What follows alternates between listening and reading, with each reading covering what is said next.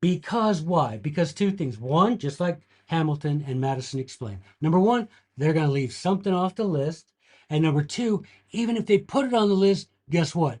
If I'm clever, I can find a way to explain my way out of it. Mm-hmm. If my parents said no junk food and I have bags of Cheetos, Right. that's made out of cheese.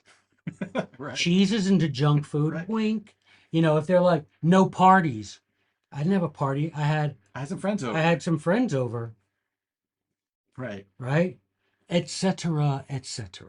And so that's what we see with the Bill of Rights. And in the beginning, when it was being proposed, but here we get James Madison, why he's my favorite.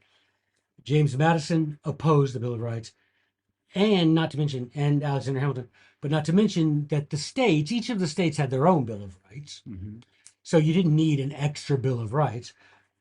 But James Madison, when it came time to present the Constitution to the states for their deliberation on whether to accept it or reject it, Madison saw that there were some states that were absolutely going to reject it unless a Bill of Rights was appended to the Constitution. So, in order to have the Constitution ratified, he promised that in the first Congress he would push through or attempt to push through a Bill of Rights. So, he made that promise, and despite his initial resistance and opposition to a Bill of Rights, in order to fulfill the promise he made to people, he did push through a Bill of Rights through the first Congress. Yeah.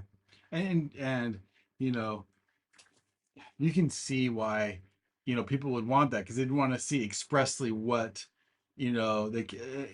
what they I think people want to see on paper, we're not going to infringe on your speech, we're not going to infringe on your Right, but the problem is the states already said that. right. Yeah.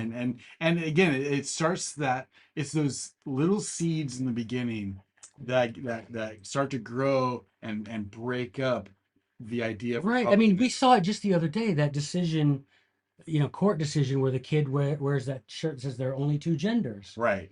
Is wearing a T-shirt that says is that freedom of speech? That's actually being debated.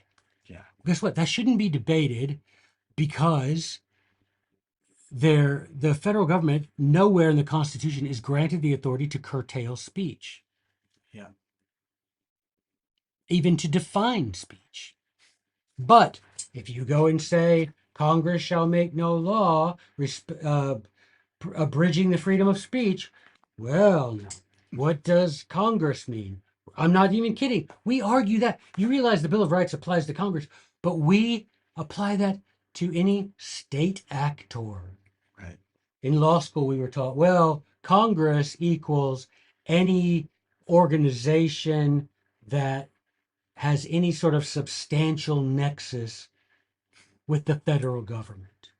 So if you're a school, public school, well, you're a state actor Right. because you receive money from therefore you're the same as that's the real.